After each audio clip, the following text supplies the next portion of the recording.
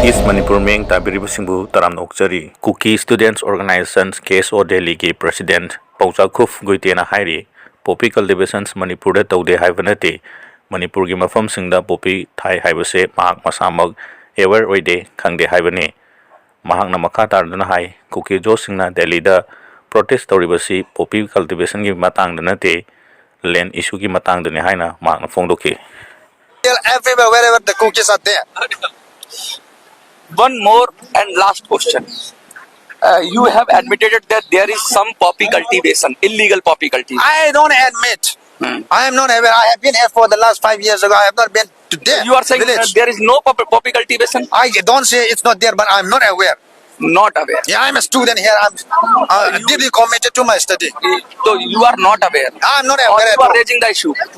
I'm not raising the issue. You are not aware. You are raising the issue. No, it's not about poppy cultivation that we are raising. We are raising about the issue of land. You are saying that destroy Kuki land. Yeah, they destroy Kuki land.